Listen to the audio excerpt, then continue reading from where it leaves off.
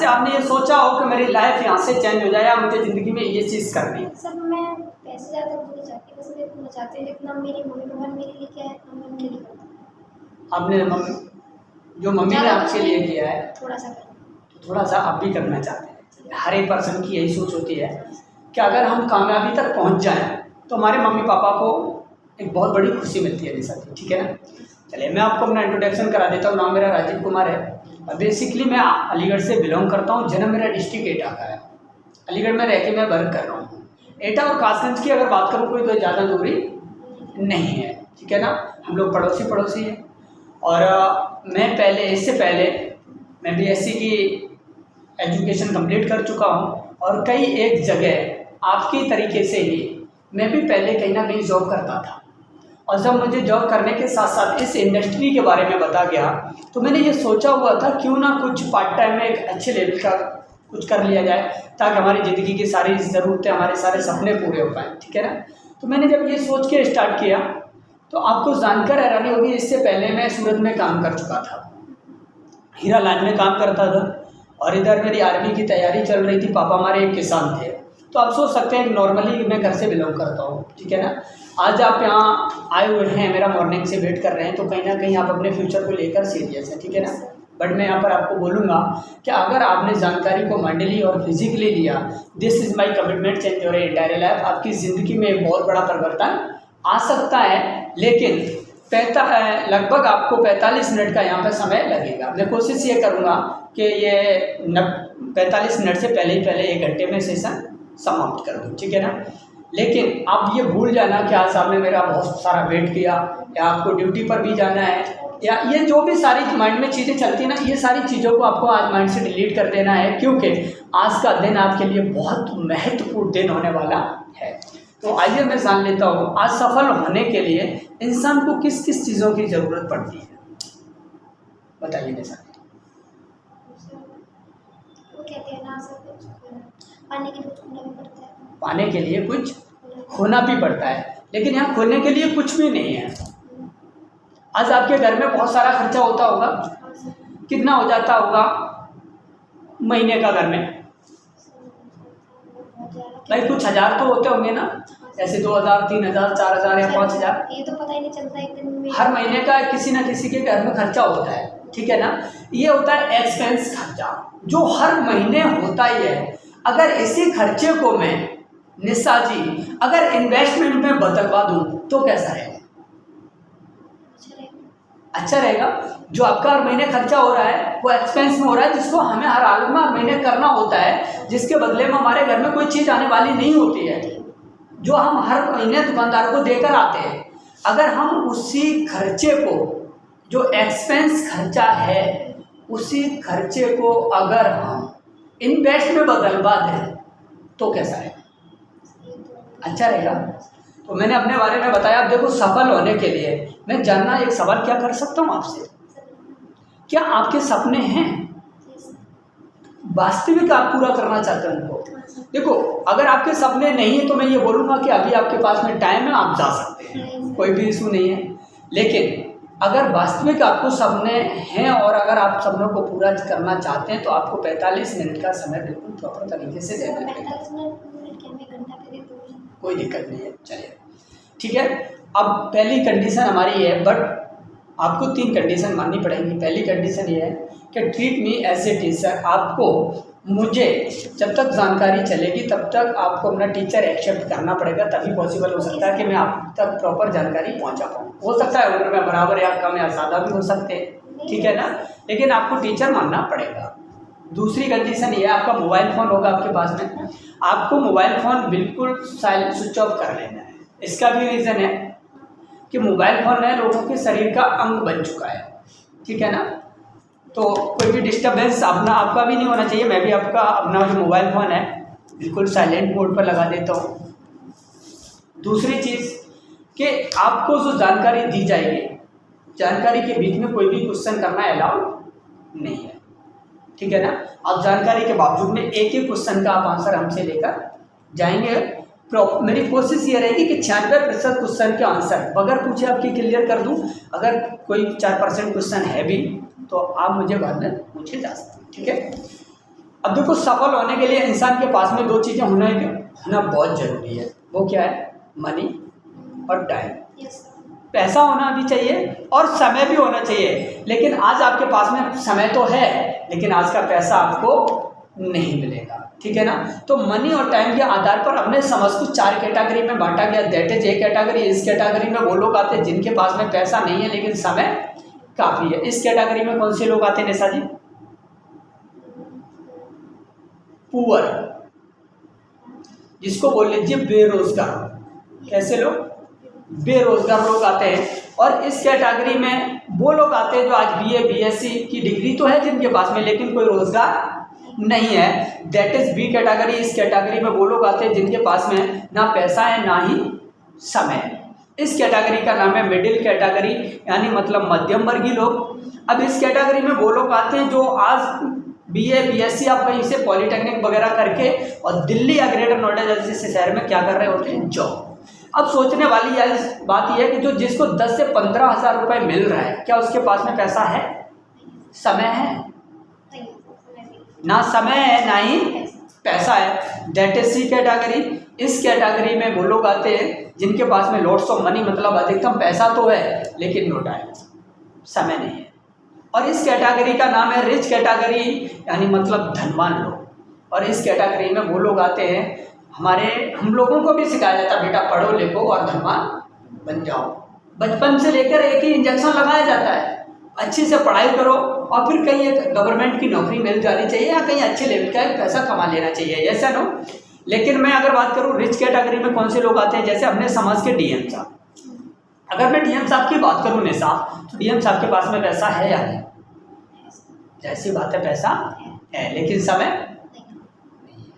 अगर डीएम साहब की घर में शादी है सिस्टर की, और ये शादी में एंजॉय करने के लिए आए हुए हैं, और इनका सीएम साहब का लखनऊ से फोन आ जाए कि आपको अर्जेंट मीटिंग लखनऊ में पहुंचना है, तो ये सिस्टर की शादी में रहेंगे या लखनऊ मीटिंग करने के लिए? दैट इज इम्पोर्टेंट चीज़ क्या है कि ये मीटिंग के लिए निकल जाएंगे, यस या नो? क्योंकि इनके पास में समय नहीं है लेकिन पैसा काफ़ी है, पॉवर है इनके पास में। That is D category. और इस कैटेगरी में वो लोग आते हैं जिनके पास में लॉट्स ऑफ मनी, मतलब अधिकतम पैसा भी है, और लॉट्स ऑफ टाइम, अधिकतम समय भी है। इस कैटेगरी का नाम है वेल्दी कैटेगरी, यानी मतलब संपन्न लोग। इस कैटेगरी में 1% से लेकर 5% तक ही लोग आते हैं। और इस कौन से लोग आते हैं इस कैटेगरी में? जैसे टाटा, आपने नाम सुना होगा, टाटा का तो नाम सुना है। और टाटा के पास में पैसा भी और टाटा के पास में समय भी है, किसी भी चीज़ की कोई कमी नहीं है। अगर मैं इन चारों कैटेगरियों की बात करूं निशा जी, तो हम लोग किस कैटेगरी से बिलोंग करते हैं जी? कहीं ना कहीं ए या बी से। अगर सी और डी से कर रहे होते तो यहाँ नहीं बैठे होते। तो आज आप क्या सोचकर आए? अगर बोला सोचकर ये आए होंगे कहीं 10 से 15 हज़ार रुपये पार्ट टाइम में करने का मौका मिल जाए, ऐसे ना? या ये सोचकर आए होंगे कि रिस्क कैटेगरी में पहुंचने का मौका मिल जाए? क्या सोचकर आए? अगर मैं आपसे पूछूं कि इन 4 कैटेगरियों में से आप किस कैटेगरी को चुनना चाहते हैं और किस कैटेगरी में जाना चाहते हैं, तो कौन सी कैटेगरी चुनेंगे आप? सी कैटेगरी। लेकिन आज मैं आपको ये बताने वाला नहीं हूं कि ए और बी और सी से निकलकर, मैं आज ये बताऊंगा आपको कि इन सारी कैटेगरियों से निकलकर डायरेक्ट डी कैटेगरी में कैसे पहुंचा जाए। जानना चाहते हैं? चलिए, मैं एक ऐसे प्रोजेक्ट में काम करता हूं जिसका नाम है VIP। VIP का पूरा नाम क्या है? VIP का पूरा नाम है वेरी इंपॉर्टेंट पर्सन बोला जाता है। एक अनपढ़ व्यक्ति जब विधायक या प्रधान या सांसद बन जाता है तो उसको माला पहना के सम्मानित किया जाता है और बोला जाता है कि VIP पर्सन है, ऐसा है। लेकिन कभी ऐसा हुआ कि PhD होल्डर PhD करके आया USA से और उसको बोला जाए कि भैया फलाने सिंह का लड़का एक VIP पर्सन है? क्यों?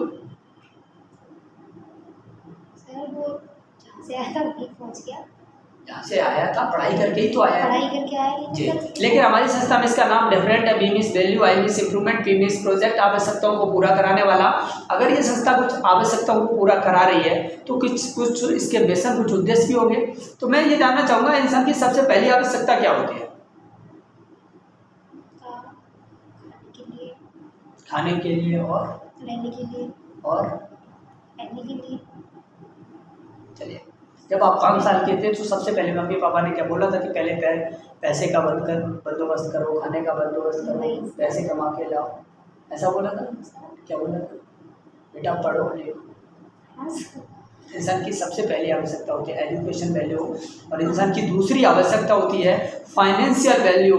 इंसान की तीसरी आवश्यकता होती है रिकॉग्निशन। हर एक इंसान चाहता है कि मुझे एक मान सम्मान, एक इज्जत मिलनी चाहिए। इसके बावजूद में इंसान की चौथी आवश्यकता होती है सेल्फ आइडेंटिटी। क्या होती है? Self identity. और इसके बावजूद में इंसान की जो पांचवी आवश्यकता होती है वो क्या होती है? हेल्थ वैल्यू, स्वास्थ्य है। और इंसान की छठी आवश्यकता होती है पीडी, मतलब पर्सनैलिटी डेवलपमेंट, ठीक है ना। और इंसान की सातवीं आवश्यकता होती है, हर एक इंसान चाहता है मुझे नेशनल घूमने का भी मौका मिले और इंटरनेशनल घूमने का भी मौका मिले। ऐसा नो? अगर ये सारी ज़रूरतें आपकी कहीं से पूरी हो सकती हैं क्या निशा जी? क्या आपके पास में कोई ऐसा ऑप्शन है जहाँ से ये सारी ज़रूरतें पूरी कर पाएँ? सर अभी तक तो नहीं है। अभी तक नहीं है, बट मैं आज एक आपको ऐसी चीज़ बताने वाला हूँ जहाँ से आप इन सारी ज़रूरतों को पूरा कर सकते हैं। हमारी संस्था का पहला उद्देश्य 100% लोगों को कंप्यूटर के बारे में जागरूक करना। आपको कोई कंप्यूटर का नॉलेज है या नहीं? सर बेसिक नॉलेज है। बेसिक नॉलेज है। चलिए, कंप्यूटर के कितने भाग होते हैं? दो, सॉफ्टवेयर हार्डवेयर। सॉफ्टवेयर और हार्डवेयर, ठीक है ना। तो हमारी संस्था सॉफ्टवेयर एंड हार्डवेयर में भी काम कर रही है, जिसमें कोर्सेस लोगों को कराती है, ठीक है। दूसरा, हमारी संस्था का उद्देश्य है 100% लोगों को रोजगार के बारे में जागरूक करना। और तीसरा उद्देश्य 100% लोगों को हेल्थ में जागरूक करना। क्लियर हो? अब मेरा एक सवाल है आपसे कि आज आप जॉब कर रहे हैं, एजुकेशन से तो कोई मतलब नहीं होगा भाई, आपको अब तो पैसे से कमाने से मतलब है, यस या नो? दूसरा, रोजगार से मतलब है आपको, और दूसरा हेल्थ से। तो मैं कंप्यूटर का टॉपिक छोड़ देता हूँ, ठीक है ना। कंप्यूटर में क्या होती है कि हमारी संस्था कोर्स कराती है। जैसे आज हम लोग मार्केट से कोर्स करने के लिए जाते हैं, वैसे ही हमारी ऑर्गेनाइजेशन भी मार्केट से डिस्काउंट पर कंप्यूटर कोर्स करने का मौका देती है, जो ओरिएंटल कोर्स रहता है, ठीक है ना। जैसे हमारी जो संस्था कोर्स कराती है वो कराती है वेब डिजाइनिंग का। कौन सा?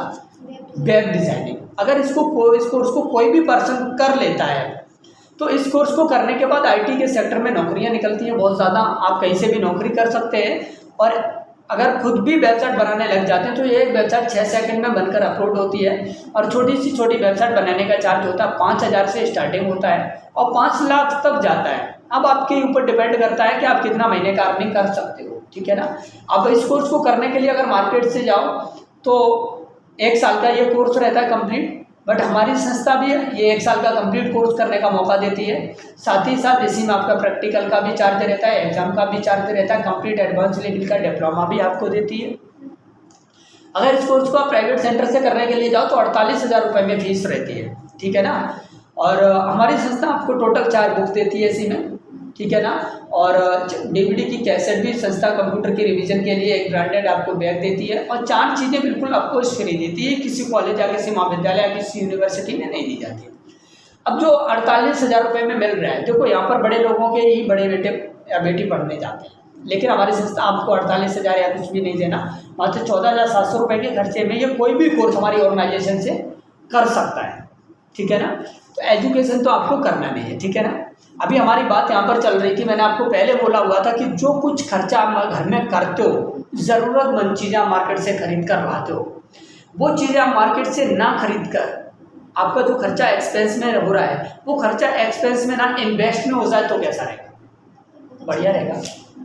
अब देखो हमारी संस्था ये बोलती है कि हमारे यहाँ स्टार्ट करने के लिए, हमारी ऑर्गेनाइजेशन में आपको स्टार्ट करने के लिए करना क्या पड़ेगा।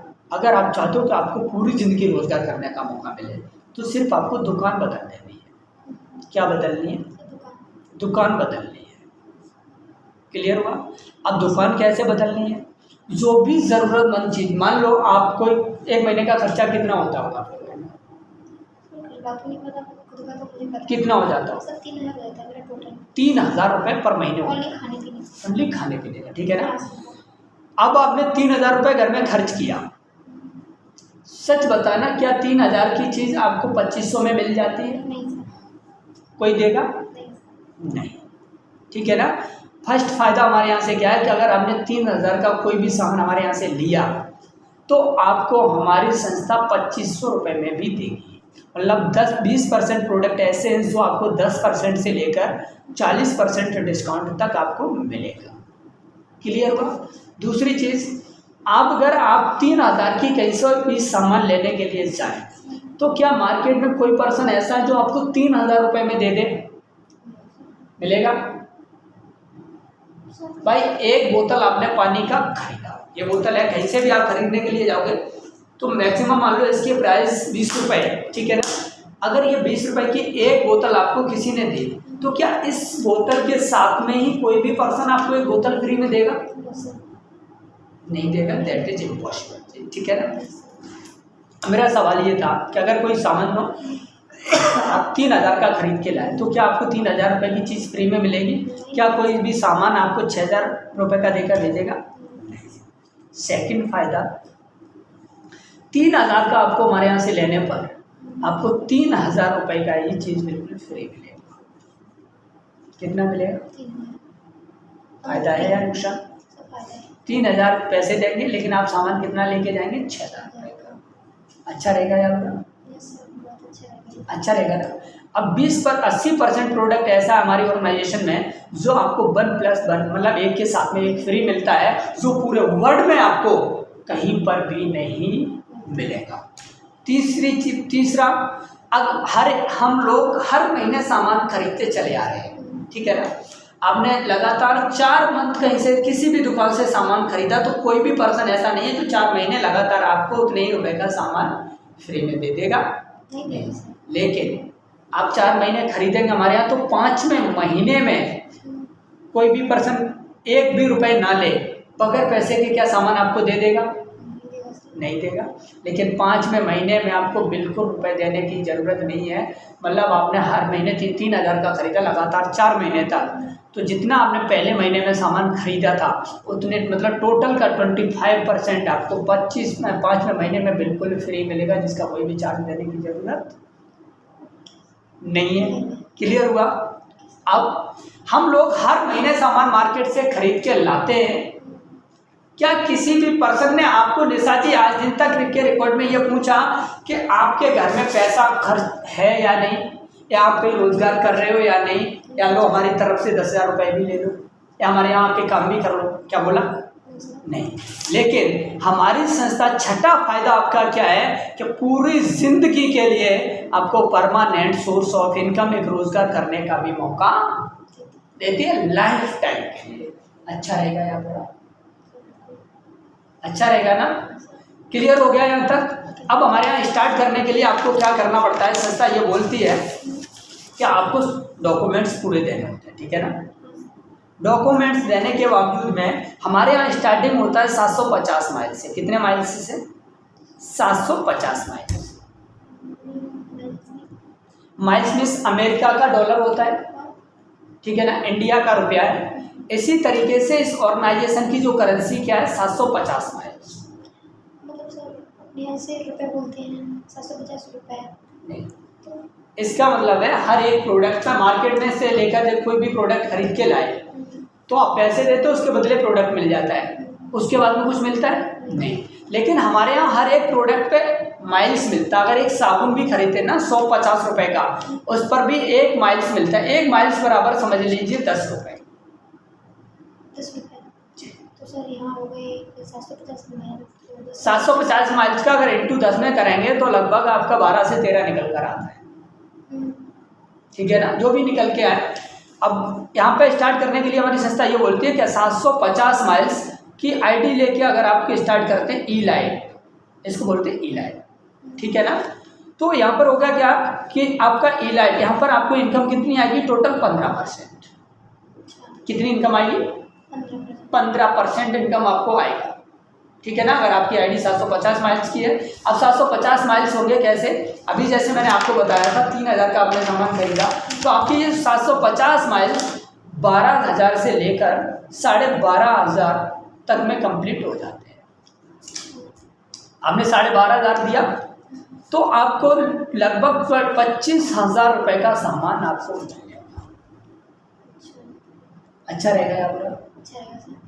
भाई कहीं पर भी आपने 12,000 रुपये दिए और 24,000 रुपये का सामान ले